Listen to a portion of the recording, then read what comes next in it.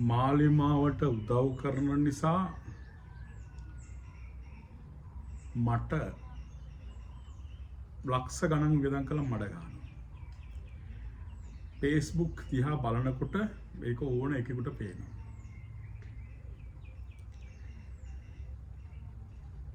මම උදව් කරන්න මිනිස්සු වෙන්නේ. මාලිමාවට උදව් කරලා සත පහක දෙයක් මම බලාපොරොත්තු නැහැ. චංගි සුතාලා වගේ මට ජනාධිපති ළඟට ගිහිල්ලා ෆොටෝ ගහන්න මම පැය දෙකමාරක් ජනාධිපතිතුමාට කතා කරා කියන්න මට උමනාවක් නැහැ. මට එහෙම හිතවත්කම් අවශ්‍ය නම් මම උදව් කරේ රාජපක්ෂලට උත්තම සම්බන්ධකම් තිබුණා. මට එතන ඉන්න තිබුණා. රාජපක්ෂලා චන්ද්‍රසේනලා ඕට්ටුවේ මට උපරිමයෙන්ම සැලකුවා. කිසිම අඩුවක් තිබුණේ නැහැ. හැබැයි මේ රටේ මිනිස්සුන්ට උන් කරේ ද්‍රෝහිකම්. මං ඒවා බලාගෙන හිටියා මුන් අද හැදෙයි හෙට හැදෙයි නෑ. උන් හැදෙන්නේ නෑ. උන් හැදෙන්නේ නෑ. උන් හදන්නත් බෑ. එක බලලා රටේ වෙන දේවල් බලලා තමයි මුන් එලවන්න ඕන කියලා අවුරුදු 16ක් දුක් විඳලා හදාගත්ත පන්සලක් දාලා රත්තරන් දායකයෝ කන්න බොණ්ඩ සල්ලි කිසිම අඩුවක් නෑ පන්සලේ හැමදේම මොනවද ඉල්ලන්න ඕන දෙයක් දුන්නා. කාලා බීලා පුල් සපාන් එකේ පුල් ආතල් එකේ පුල් ජොලි ඉන්න තිබුණා. මේ රටේ මිනිස්සු කොරෝනා වලින් මැරෙනකොට තෙල් පෝලිං වල මැරෙනකොට ගෑස් පෝලිං වල මැරෙනකොට විදුලිය කපනකොට බෙහෙත් පෙත්ත නැතුව මැරෙනකොට තවත් මොකටද ඒ සැප? ඒ සියලුම සැප සම්පත් වලට පයින් ගහලා මට ආදරය කරපු දායකයොත් දාලා තමයි ඔය පන්සලෙන් ගිහිල්ලා වලකක් කුස්සියකට ගිහලා ලැට්සු දාපෙන්නනේ. මේ අනුරාධපුර කුරුණෑගල ප්‍රධාන මාර්ගයේ අලුත්වැව බෝධිරුක්කාරාම. මිනිස්සු අදටත් පණ වගේ ආදරේ. ඕනෑම එකෙකුට ඇවිල්ලා අහන්න පුළුවන්. ආමුදුරෝ මොකද කරේ? ගමට පන්සලට අහන්න පුළුවන්. ගම කෑවද පන්සල කෑවද හොරා කෑවද අහන්න පුළුවන්. හරි. එහෙව් මට අදත් හෙටත් මතුවටත් මිනිස්සු වෙන්නේ. මේ රටේ මිනිස්සු දුක් විඳිනවා නම් අපි සැප විඳලා මොකටද? කන්න දෙන දායකයා දුක් විඳිනවා නම් උගේ දරුවා කුඩු ගහනවා නම් ඒ දරුවා ගංජා ගහනවා නම් කසිප්පු ගහනවා නම් ඒ මිනිස්සුගේ දරුවෝ ගණිකාව වෙනවා නම් මොකටද එවන් පාලකේ? එවන් පාලකයෝ හැදෙන්නේ නැහැ. විමල් වීරවංශලා කිව්වේ මහාතීර මොහොමඩ් කිව්වා ලීක්වාන් යෝ කිව්වා ඔව් අහලා ඒව අහලා අපි උදව් කළා. හරි. අයියා කියන දේ අහන්නේ නාමල්ට ඕන විදිහට නෑ එහෙමනේ කිව්වේ. කොළඹ හැදුවේ මෙහෙමයි. බලපුවහම ඌ ඇවිල්ලා කරන්නේ අර ජරා වැඩිමයි අර හොරකම්මයි. උන්ගේ පක්ෂෙන් ආවනේ අර වියත්මක කියලා වියත්තුත්මක. උන් ඔක්කොම කරන්නේ බොරුව බලය ගන්නකම්. ඔක්කොම කෙරුවාවල් දැකලා තමයි පාරට බැස්සේ. අරගලයට ගියේ. අරෝගෙන් සල්ලි ගන්න, මුගෙන් සල්ලි ගන්න, ඩයස්පෝරාවෙන් ගන්න. මට මොනවද නොකියුවේ? මූට දෙන්නේ මුස්ලිම් එව්වගේ එවුන් කිව්වා සුළු ජාතිකයන් සල්ලි දෙනවා කිව්වා. දෙමළ මිනිස්සු දෙනවා කිව්වා, මුස්ලිම් මිනිස්සු දෙනවා කිව්වා. ඩයස්පෝරාවෙන් දෙනවා කිව්වා. බුදුදහම විනාශ කරනවා කිව්වා. NGO කාර්යයන්ගෙන් ජීවත් වෙන්න කිව්වා. මොනවද නොකිව්වේ? අඩු කුලයේ කිව්වා. හරි රාජ්‍යේන්ද්‍ර කිව්වා. නිකායෙන් එළෙව්වා. දැන් හොයාගෙන තියෙන හොඳම දේ තමයි දැන් මේ අලුතෙන්ම හොයාගෙන තියෙන රාජාංගනේ හාමුදුරු කුඩු වික්කා. ඉරෝන් රණසිංහගේ සල්ලි රාජාංගනේ හාමුදුරුවන්ගේ ගිනු මෙදියෙන්නේ. දැන් ඒක තමයි දැන් ගහන්නේ. උන්ට මේ කක්කි සුදාට තියෙන්නේ ජම්මාන්තර වෛරය. මට කෙලවෙනවා නම් ඕන එකක් කරනවා. මානසික ලෙඩෙක් කිව්වා, පිස්සෙක් කිව්වා, යන්න එපා පන්සලට කිව්වා, උදව් කරන්න එපා මිනිසුන්ට කිව්වා. ඒ මොනවා කිව්වත් මේ රටේ මිනිස්සු මාත් එක්ක හිටියා. අදත් ඉන්නවා, හෙටත් ඉන්නවා. දැන් මේ තරම් මඩ ගහලත් මිනිස්සු මගේ වීඩියෝ බලනවා. උන්ට මොනවා කරත් මුන්ට වළක්වන්න බෑ උඹලට. හරි. මොකද සත පහක ලාභ ප්‍රයෝජනයක් නැතුව මේ මාතෘ භූමිය වෙනුවෙන් පෙනී හිටියේ. ලංකාවේ හිඟන දුප්පත්ම හාමුදුරුව මම. CID කාර්යයන්ට පුළුවන් CID එකේ ලොකු ලොක්කන්න පුළුවන් මේ වෙනකොටත් බැංකු ගිණුමේ කීයක් තියෙනවා කියලා බලන්න. පරීක්ෂා කරන්න පුළුවන් බලන්න. කිසි ප්‍රශ්නයක් නැහැ. අවුරුදු 21ක් මහානකමේ ඉඳලා තුට්ටු දෙකේ මුදලක් විතරයි දෙන්නේ. ඒකත් ඔය ලෝකේ පුරා මිනිස්සු කරපු උදව්ව. හරි. ඇරනකොට බැංකු පොත් පුරවලා සල්ලි නැහැ. V8 මාලිමාවෙන් අර කවුද? ජංගි ඉරාජ් කියනවා නෙමෙයි. මට මාලිමාවෙන් සල්ලි දුන්නලු. මට V8 දුන්නලු. හරි. අපි දන්නවා ඔබ වහන්සේට සල්ලි දෙනවා කියලා. දුන්නා රෙද්ද. උඹට නම් දෙනවා ඇති. දිලිත් ජයවීර නාමල් රාජපක්ෂ මට මඩ ගහන්න. අර මනීෂ කියන කාලකන්‍යාව ගෙන්නගෙන ඒකනේ ඔප්පු කරේ. ලංකාවේ ඉන්න තිරිසම්ම මිනිහා උඹ කියන එක ඉරාජ් උඹ ඔප්පු කරන්නේ. හරි. මොකටද මතක තියාගෙන ඉන්න. උඹලා එකෙකුටවත් මගේ මයිල් ගහකටවත් මොනවත් කරන්න බෑ. ඇත්ති වෙනකම් මඩ ගහපල්ලා. මේ වීඩියෝ එක දාන්න සුළු මොහොතකට කලිනුත් මම දැක්කා 1,85,000ක් තියෙන පේජ් එකකින් මඩ ගහනවා කොස්ගොඩ සිල්වා. හරි. මම හිතන්නේ මුංගේ ජම්මාන්තර හතුරා මම. ඇයි උන්ට එරෙහිව එකපාරක් යවුවනේ. අමුඩෙත් නැතුව යවුවනේ. එතනට රට හැදුවනේ. නිසා මුන් දන්නවා මාලිමාව ගෙදර යවන්න නම් රාජාංගනේ හාමුදුරුවෝ නිහඬ කරන්න ඕනේ.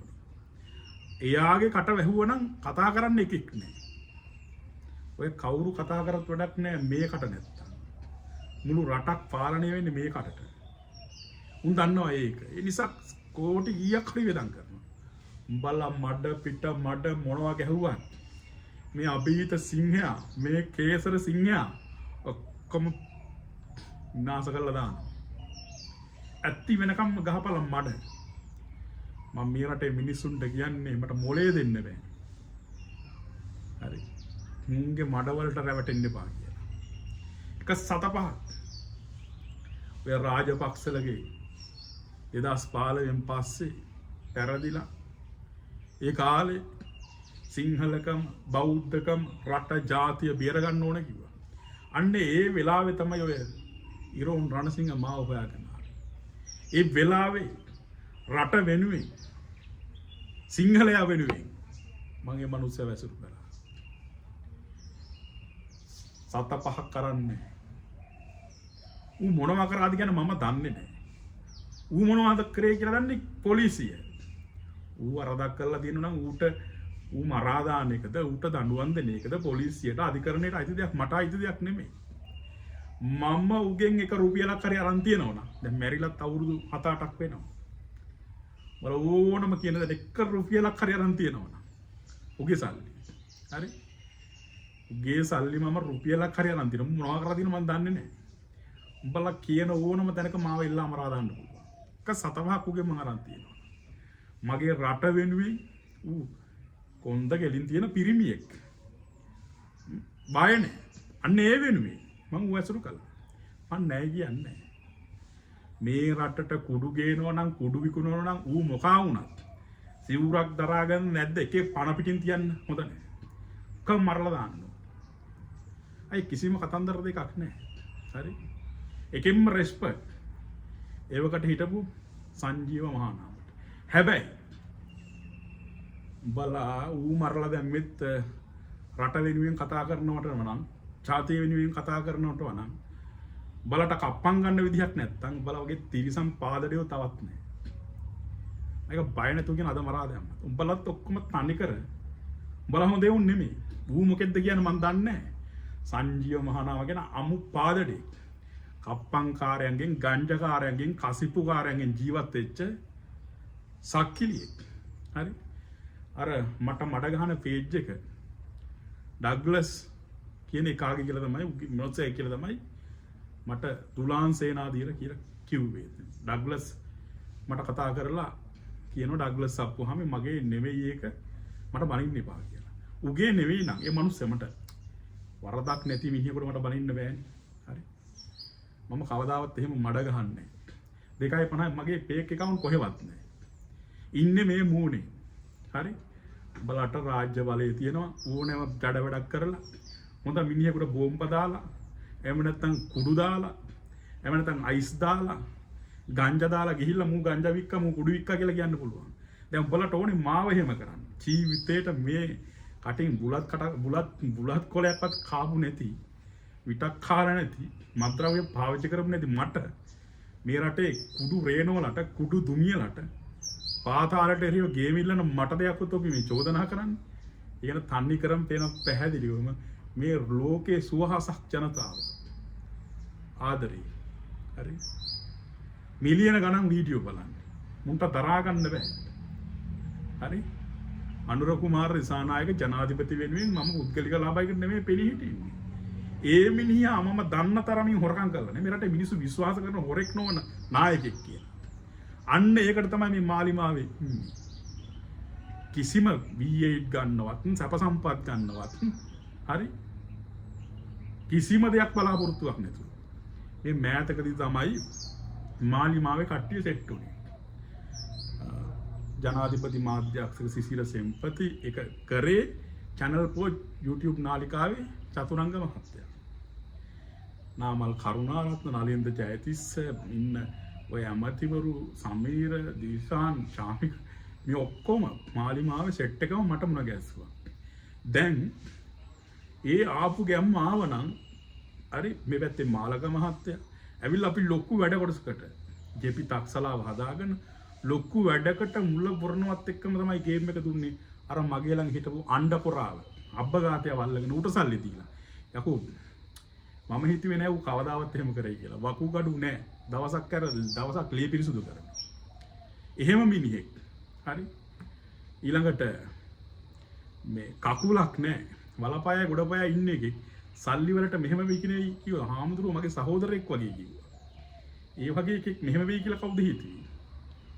හරි ඌ දීපුවා ඌ රොඩියෝනේ දීපුවා අරන් ගියාම මට ප්‍රශ්නයක් නෑ. හැබැයි මගේ YouTube channel එක මේ රටේ මිනිස්සු වෙනුවෙන් කතා කරන්න එහෙම පන්සලකට ඇවිල්ලා බලහත්කාරයෙන් සියලු දේවල් තියෙනකොට අරන් යන්න පුළුවන්ද? මම ගියා මේ රටේ නීතිය හොයාගෙන. කිසිම නීතියෙන් ජනාධිපතිතුමනි කිසිම පිටක් නෑ.